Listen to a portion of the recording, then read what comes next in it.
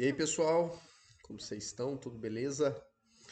Bom, queria continuar com vocês hoje a história do Vaqueiro da Califórnia, né? Nós vamos continuar. Mas antes de seguir, eu queria voltar naquele último capítulo, né? Do Llano de Beslin,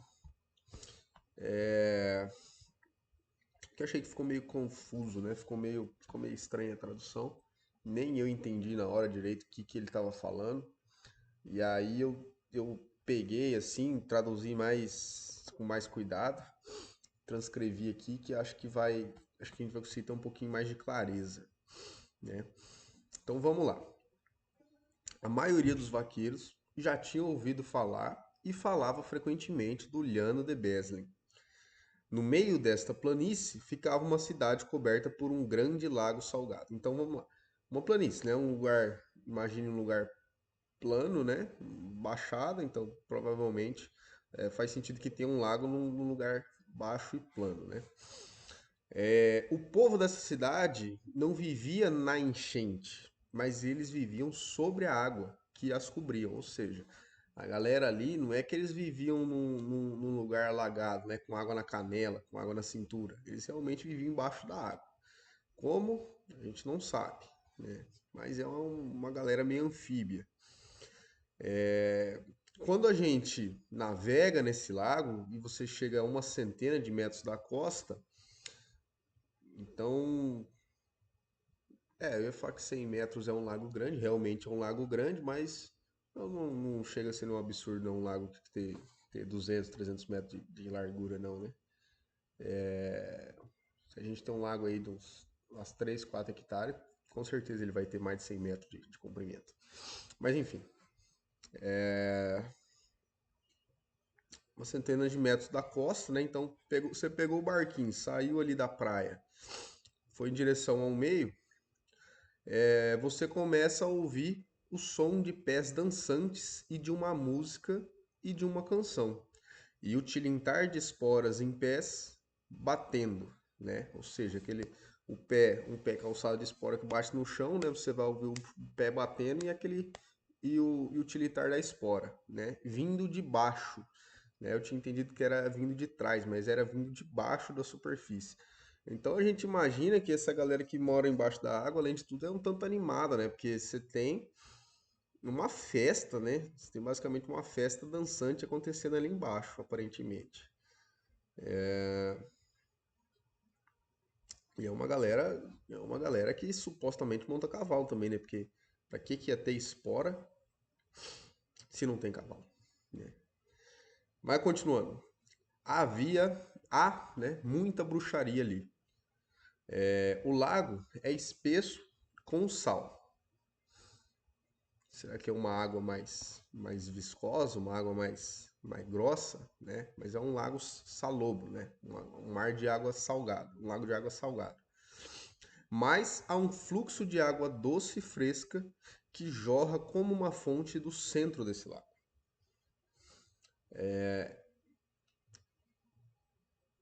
Nada a complementar, né? E aqui nessa planície está a caverna onde aqueles que desejam fazer o compasso com o diabo são testados. Bom, ele está falando que tem uma caverna na planície, né? Então não é nessa cidade, não dá para entender, né? A gente não entende que é dessa cidade que está submersa, né? A gente entende que é fora da água, pelo menos para mim, né? Porque ele fala que nessa planície, né? Senão ele ia falar embaixo da água tem uma caverna, né? Ou nesse lago tem uma caverna, que também seria uma alternativa possível, mas ele fala que é na planície, então fora da água. E por essa caverna, né, essas pessoas que desejam fazer o pacto com o Cramunhão devem passar entre fileiras de feras ferozes e sem medo. Essas estão paradas ali para testar a coragem, né, de quem está se propondo a fazer isso. Imagina que se o cara tremer na base, será que essas feras estão ali para comer essa pessoa, né, para devorar essa pessoa? É o que faz mais sentido, né? Só molhar a garganta aqui um pouquinho. 40 anos atrás, Na década de 1860, então, pra gente que está aqui em 2024, faz um pouquinho mais de 40 anos, né? Faz 164 anos. Quando o sul de São Joaquim e as montanhas do condado de Kern fervilhavam com milhares de cabeças de gado e cavalos selvagens. As grandes empresas pecuárias começaram a substituir os fazendeiros das antigas concessões espanholas. Né? Então, pelo jeito, né, grandes. De novo, né, a gente entra naquela briga, né, de que era território mexicano, era um território que era mais acessível pelo México, né, então muita ocupação mexicana e de repente vira território americano, né, norte-americano. E aí essas empresas começam a pegar, pelo que eu vou entendendo da história, é isso daí, né? Eles vão retomando ou tomando essas terras, que é até a briga que a gente já viu para trás, né? Os sonorenos que chegavam ao vale formavam as equipes de vaqueiros nas grandes propriedades de Miller e Lux e da Kearney County Land Company, né? Essa empresa se chamaria mais ou menos a Companhia de Terras do Condado de Kearney, né? Pelo menos isso daí. Imagina que é um grande latifundiário, né? Que ainda é a maior empresa de gado da América do Norte. Isso aqui na impressão do livro, né? Eu imagino. Bom, não parei para pesquisar se ainda existe. Sonorenos, eu imagino que são as pessoas vindos do deserto de Sonora, né? Da região ali de Sonora, que é o sul da Califórnia ali. A Califórnia, e que mais que faz divisa com a Califórnia? Não lembro. É o sul da Califórnia ali, entrando no México, né? Uma região bem árida. Eu lembro que para trás do livro ele até falou desse sonoreno, que tinha uma mulher loira que encontrava ali naquela região, que se eu não me engano era a mãe de um daqueles bandidos que a gente conheceu. Frank Martinez, talvez? Não vou me lembrar. Mas enfim, imagine que sonoreno, ele está falando desse pessoal que vem do deserto de Sonora. Embora eu o tenha conhecido enquanto ele estava saindo do oeste, o vaqueiro de 40 anos, o vaqueiro havia 40 anos quando eu conheci, e estava fazendo o seu melhor no seu trabalho diário. Bom, até agora a gente não sabe quem ele conheceu, a gente sabe que é um vaqueiro que tem 40 anos, que estava saindo do oeste, né?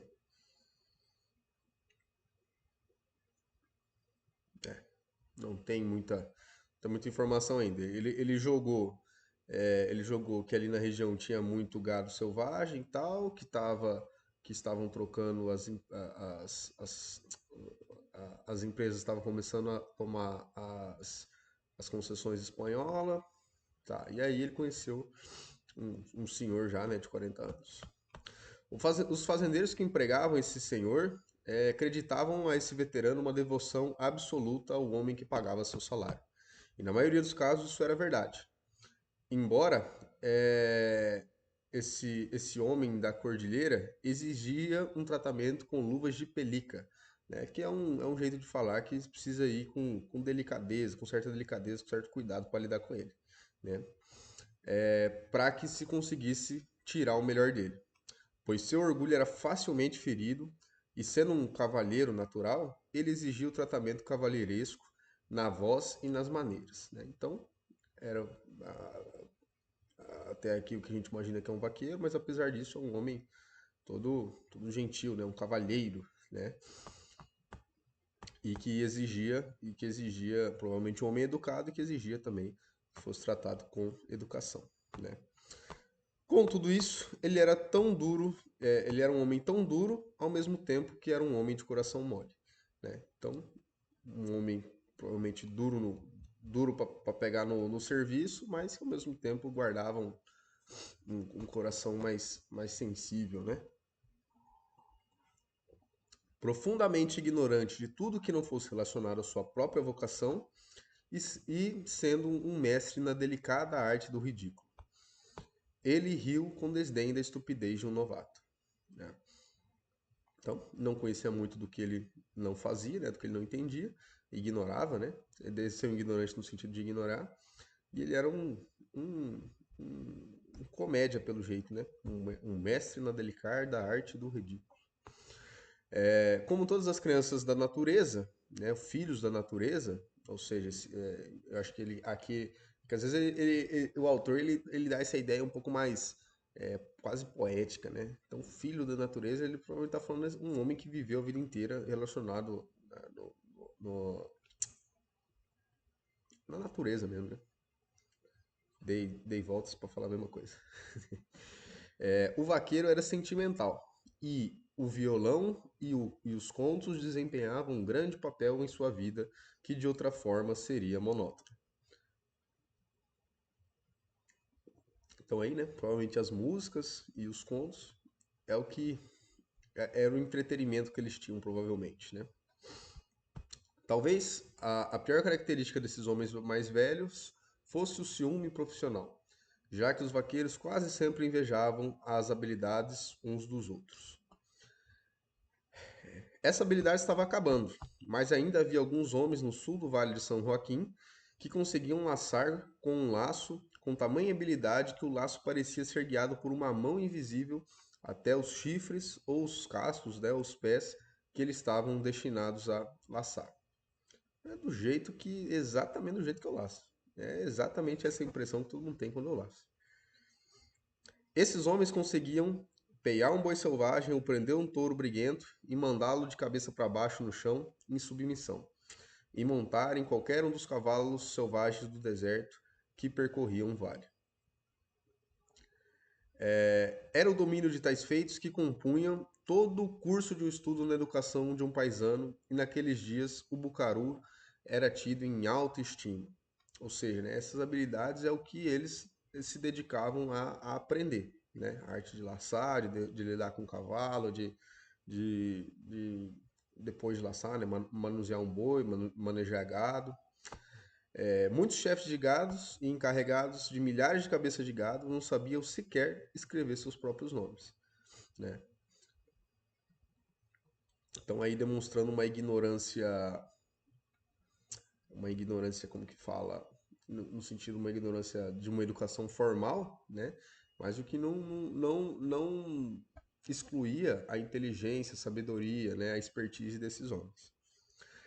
Eles correram por uma era e para o esquecimento, sempre montados em cavalos castrados, pois o vaqueiro tinha seu orgulho e nunca montavam em uma égua. Isso aqui, pessoal, eu já ouvi falar, eu acho que é uma tradição meio ibérica, porque se eu não me engano eu já ouvi falar que na tradição dos portugueses eles não montam égua também, né? Só montam castrado. No cavalo pantaneiro também parece que tinha essa tradição, tá? Parece que tinha essa tradição também. Separavam o cavalo que eles gostavam mais para cobrir as éguas era solto para criar, e só montavam os que não serviam, na opinião deles, para ser garanhão, eles castravam e eram os que eles domavam para usar, né? E isso aí foi uma coisa até que, de certa forma, atrasou muito a seleção, né? Porque a seleção genética que eu falo, porque, poxa, talvez a égua seja mais de 50% do cruzamento, né? Ainda mais que o potro vai ter contato direto com a mãe, né? Ele vai imitar certos comportamentos da mãe, né? Então, uma mãe que tem um temperamento ruim ou que difícil de ser treinada por qualquer motivo, enfim, a gente, quem praticava isso não tinha como saber, né? Ia ter que ver pelos potros, que ia demorar muito, né? E aí se doma com 3 4 anos, na hora que você foi ver aquele lá, na hora que você foi ver o primeiro, que você também não vai parar no primeiro, ela já tem mais 2 3 potros, né? Então, mas parece que fazia parte dessa tradição. Enfim, os chefes sabiam disso. E se eles quisessem que um homem desistisse, né, que um homem fosse embora, tudo que eles tinham que fazer é dar para ele uma égua para colocar na sua tropa. No mesmo momento, Bucaru enrolaria sua cama e deixaria o rancho. Agora vamos falar um pouco de equipamentos, tá?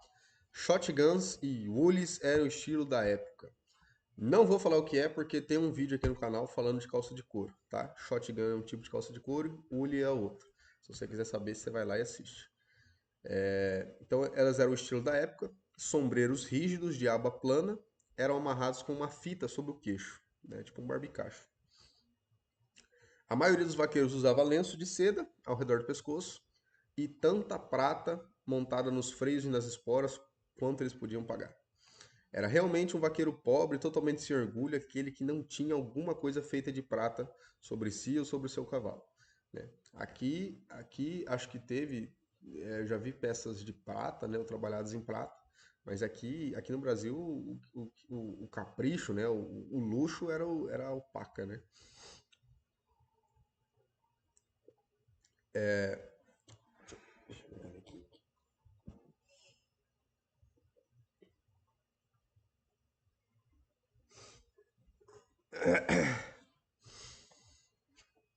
Cada cavaleiro possuía um cavalo que, disparando como um gatilho pela rédea e no zumbido de um cricket, podia girar em cima de um centavo.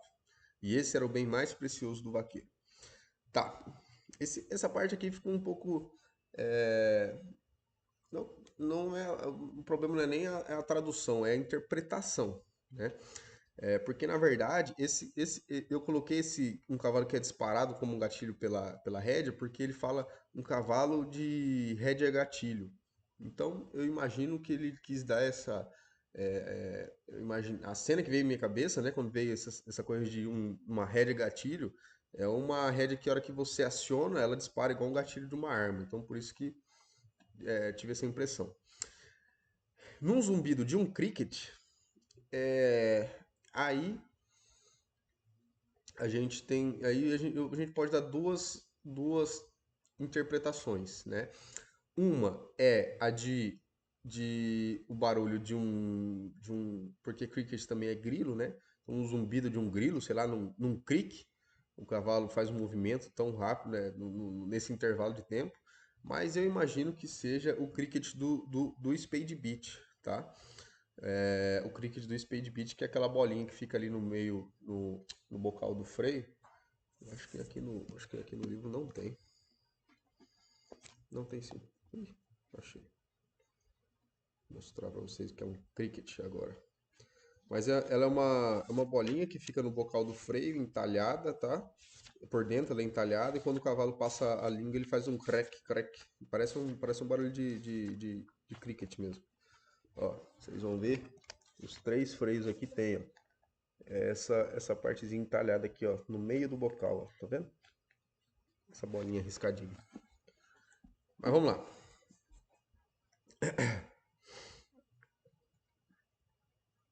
Agora eu não entendi também muito o que isso tem a ver com o cavalo ser bom de rédea ou não. Só balançar, simplesmente ele passar a língua no cricket. Vocês decidam aí. Um colete era equipamento padrão, assim como o cabresto de crina de cavalo. A riata de couro, a riata de couro cru, aliás, que é o laço, né, de couro cru. Luvas de camurça com franjas.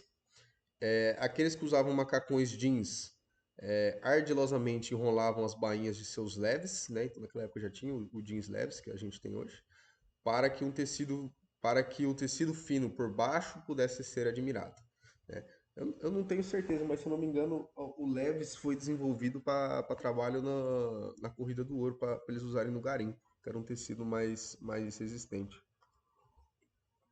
Se eu não me engano, a Leves existe desde aquela época. Quando forçados a andar por aí, o vaqueiro se pavoneava, né? Ele se vangloriava, se gabava, e um pouco com razão, pois em nenhum outro lugar da história do mundo qualquer vocação, né, foi mais glorificada, mais palavras foram escritas, ou teve mais imitadores do que a deste trabalhador comum e pastor de gado. E agora vamos falar de pastores de ovelhas. Depois de alguns meses passados no campo, o cavaleiro sentiu um anseio por uma vida mais organizada e desejavam coisas como banhos e camisas limpas. Quem nunca, né? Quem nunca? Os membros mais jovens da equipe ficavam, eu entendi, noivos, tá? Eu entendi aqui noivos. E comentavam que um cowboy era um pastor de ovelhas com o cérebro desligado. Tá? Porque o pastor de ovelha ganhava mais, a comida era melhor e ele morava numa tenda, né? Enquanto o cowboy, quando estava longe do alojamento e era pego pela chuva, infelizmente não tinha sorte. e dormia no frio. Tá? Aqui também não fica muito claro, mas se essa ideia dele falar que os jovens ficavam, que na minha interpretação ele está falando de noivos, né? Porque ele fala anelado de anel, então eu imagino que é noivar, né? Por isso que eu dei essa interpretação. Se é por causa disso que eles eram passados a se tornar pastor de ovelha, né? Quando ficavam noivos, provavelmente ficavam mais perto de casa e tal, por causa da mulher, né? Eu imagino que seja uma coisa nesse sentido. Um cowboy sempre ficava feliz com a chance de comer presunto e ovos em um acampamento de ovelhas. Ele nunca encontrava isso na carroça de mantimentos, né, no carroção. Os pastores, que eram em sua maioria bascos espanhóis, eram até mesmo abastecidos com vinho. E agora vamos falar de Frank Martinez. Então, provavelmente ele não é o que eu estava procurando, né? O que eu tinha lembrado. Deixa eu ver se eu acho aqui rapidinho, quando ele falou das sonorenas. Pra mim que era Frank Martinez. Será que é o mesmo? Vou aproveitar e já descobrir.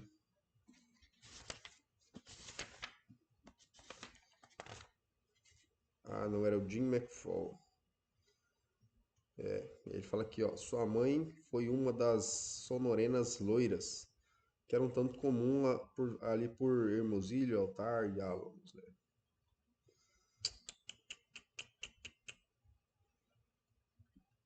É, é isso. Jim McFall. Frank Martinez, um homem muito direto, né? Ele era um homem muito direto. Certa vez ele entrou em Terracape e disse: Meu estômago pede por algo mais azedo. O que significa que seu estômago já havia se rebelado contra a dieta monótona de um acampamento de vacas, né? De um acampamento de gado. E precisava de uma mudança. Quando estava na cidade, o cowboy se empanturrava de torta à la mode.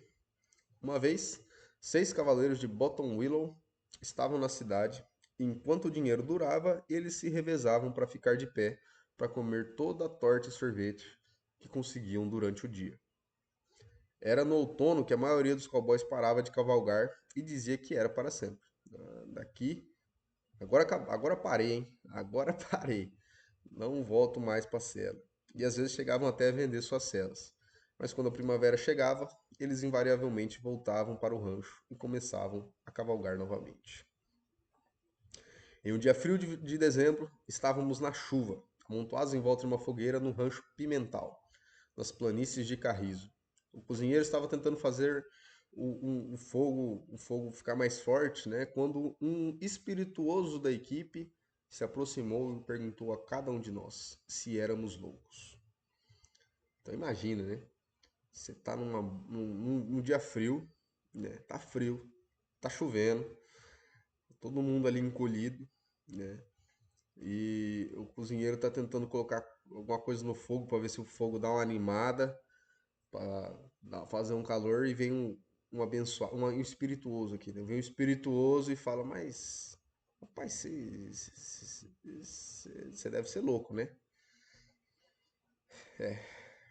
Não é o momento, né? E então todos, até o cozinheiro, admitiram serem loucos. Pois, como um disse, a gente deve ser. Se não fôssemos, não estaríamos cavalgando na chuva por US$ 40 por mês. O bucaru é um tipo de sujeito antiquado que sempre tem o cuidado de tirar o chapéu da cabeça quando conhece uma dama. Todas as mulheres são damas para eles, né? São ladies. Os vaqueiros, quando se sentam perto da fogueira no campo, gabavam-se de suas conquistas sexuais, né? E quando chegavam à cidade, ficavam nas calçadas e conversavam sobre montar em cavalos puladores, né? Então, na cidade, ele falava o quanto ele era bom no campo, e no campo ele falava o tanto que ele era bom na cidade. Era basicamente isso aí. Mas o fato é que o vaqueiro, na realidade, era tão tímido quanto uma margarida. E quando uma mulher o aceitava, ele ficava surpreso e maravilhado com sua grande sorte. O cara contra o vaqueiro. O cara aqui, a palavra que ele usa é o dude, né? É aquele. Não é o cara, né? É o carinha, é o almofadinha, né? O cara é o berolo, né? Berolo. Aí vamos lá ver o que ele fala. Por mais que tente se assemelhar ao verdadeiro vaqueiro, o sujeito obstinado sempre falha no final. Isso porque suas mãos são muito brancas, sua camisa tem um padrão mais alto, né? E seu traje é mais chamativo e elegante, porém muito menos prático do que o do verdadeiro boiadeiro. Além disso, o sujeito não tem aquele ar de confiança, livre e fácil em si, mesmo que em si mesmo, aliás, né? Uma confiança livre e fácil em si mesmo, que é a marca peculiar do vaqueiro. Mas o sujeito não ousa assumir isso. Foi quando os vaqueiros se reuniam em volta da fogueira, quando o trabalho do dia terminava e os cavaleiros cansados sentavam-se ou deitavam-se à vontade, com a luz do fogo lançando sombras intermitentes sobre suas figuras reclinadas. Nossa, que cena, né? Todo mundo ali em volta da fogueira, novamente, né? Dessa vez aqui não estava chovendo, mas todo mundo ali em volta da fogueira. Tinha um pessoal sentado, um pessoal deitado, e aí aquele na penumbra ali, né, do fogo, né, o fogo dando uma iluminada na semblante de cada um, sombras intermitentes, né. Foi que se teve a oportunidade de estudar o caráter de cada um a partir das aparências externas. E ficava-se impressionados com as semelhanças em sua constituição física, né? Então esse pessoal que estava reunido ali começou a se achar parecido, né? Começou a se achar parecido. Embora suas feições não se assemelhassem, havia uma semelhança inconfundível nas expressões de seus rostos e corpos em geral. Sem dúvida, a marca é feita pela sua ocupação e experiências semelhantes, né? Ou seja, fisicamente talvez nem parecesse tanto, mas o gesto, né, a expressão, parecia que pelo jeito era uma consequência da ocupação deles, né, das experiências que eles tinham. Eles foram atraídos pelos acidentes da vida ou pelo instinto de aventura.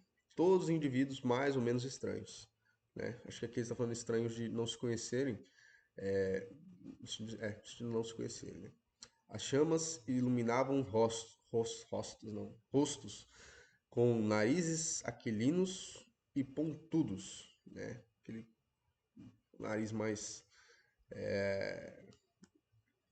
aquele nariz mais, como fala, mais, me fugiu a palavra, mas um nariz pontudo, puxa, que se curvavam como um gancho, né? Então dá aquela curvinha ainda quando sorriam sardonicamente. Quando ele fala isso daqui, me imagina aqueles do tipo Dick Vigarista, assim, sabe? É aquele sorriso que parece que a boca sobe e se esconde um pouco embaixo do nariz, sabe? Ou quando a pessoa sorri, o nariz parece que vai, a ponta do nariz parece que vem para baixo. É essa a imagem que eu tenho quando ele fala isso daqui, tá? Para alguma observação, né? Então, quando eles sorriam, para alguma observação feita pelos outros membros ali. Agora eu posso vê-los, bigodes longos, caídos rostos de novo, em rostos magros e ousados. Puxa, cara, acho que é o inimigo do vilão do Sonic, que tem um narizão pontudão assim, um bigodão. Agora tá me vendo essa imagem na cabeça, tá? Aquela que ele dava risada e tal. É, essa imagem que tá me vendo na cabeça agora. Usando chapéus poblano, deve ser uma marca de chapéu, né? O estilo de chapéu, com abas duras e planas. Aliás, e copa plana, né? Tipo um chapéu de gaúcho, assim, né? Copa plana, tá. Com lenços e coletes de seda, braçadeiras de ligas, né? Imagino que é aqueles braceletes, né? De couro. Macacão sobre calças de tecido fino e botas justas, em pés que pareciam ser muito menores do que os homens que precisam andar muito para ganhar a vida. Um novato. Às vezes um garoto desajeitadamente corajoso e ignorante do trabalho. Eita, escolhi na entonação errada. Vamos voltar. Às vezes, um garoto desajeitadamente corajoso e ignorante do trabalho, né? Ou seja, sem saber direito o trabalho que ele tem que fazer, mas ao mesmo tempo o cara tá corajoso, né? Tá animado, diverte os homens mais velhos com sua intensidade e entusiasmo pelo ofício de vaqueiro. Mas ele os impressionará, né? O novato impressionará os mais velhos no final, quando virem a energia apaixonada com que ele se entrega ao trabalho. Se eles conhecessem o seu povo e ele fosse de uma linhagem de vaqueiro, eles diriam que está em seu sangue. E isso era desculpa para tudo, né? Se isso é bom, sua família é disso daí. As crianças ouvem os velhos falando e fazem um esforço honesto para manter o espírito e a tradição do estilo californiano de montar, laçar e trabalhar com gado. Ah, que lindo, hein? Que lindo. E vamos para o último o último capítulo de hoje, que é o arame farpado. Que eu compartilho da opinião do autor aqui, tá? Não há nada no Ocidente que seja visto com mais ódio e injúria do que aquele produto do diabo, o traiçoeiro arame farpado. Ninguém foi amaldiçoado com tanta frequência nem com tanto sentimento verdadeiro quanto o homem que o inventou. O arame farpado, o pior inimigo do vaqueiro, arruinou mais casas do que todos os incêndios, inundações, secas, maus tratos e atos de Deus combinados. Aqui, acho que na verdade ele falou de lares, né? Arruinou lares, né? Mas é que, bom, talvez, né? Talvez. Causou mais decepções e acidentes do que qualquer outra praga que atingiu os habitantes do país. Parece que apenas os melhores e mais promissores potros são aleijados e cortados em tiras em suas farpas. Muitos sangram até a morte, muito antes de serem encontrados e salvos para uma existência sem valor. Né?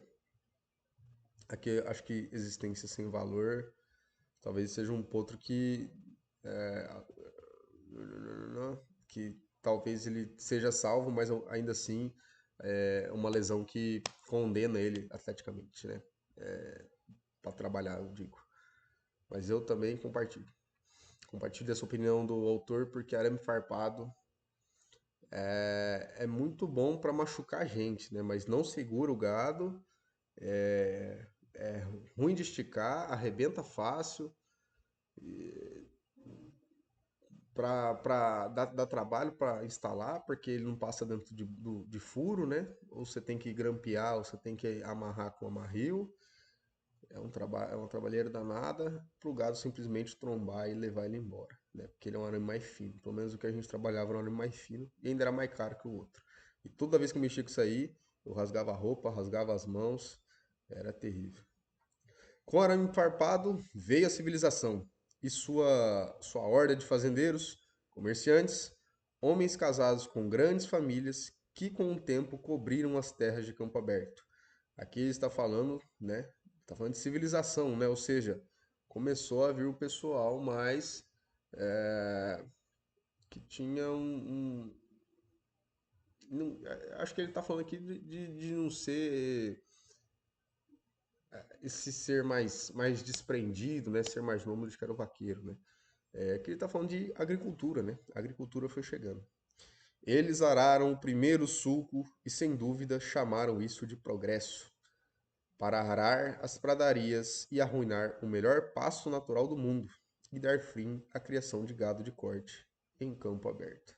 Né? Parecido do que. Acho que ele está falando aqui, né, justamente do final dos tempos de ouro ali da Califórnia, sendo um estado pecuário, né, se tornando um estado de agricultura. Que a agricultura sempre, onde é possível ela entrar, né, ela sempre supera o gado. A partir do momento que tem uma infraestrutura e tal, que é possível cultivar, né? É o que acontece com a soja aqui no Brasil hoje, né?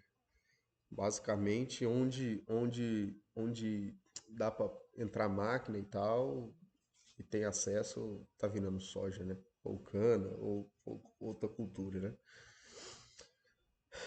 Mas enfim, a saga do vaqueiro a partir deste ponto tem um final triste. Mais triste ainda do que a matança e extinção dos búfalos. Aqui eu não sei se ele fala exatamente dos búfalos, que eu acho que o búfalo é africano, né? Acho que ele está falando do bisão, né? E de outras milhares de vidas selvagens. Pessoal. E aí aqui é o começo do fim, né? Começo do fim do vaqueiro. Bom, pelo menos daquele ambiente pro vaqueiro, né? Depois eles se mudaram para outra região. Mas enfim, Deu 35 minutos. Meu Deus. Por hoje é isso. Valeu. Se você gostou, faz o favor aí, deixa uma curtida, um comentário. E até a próxima.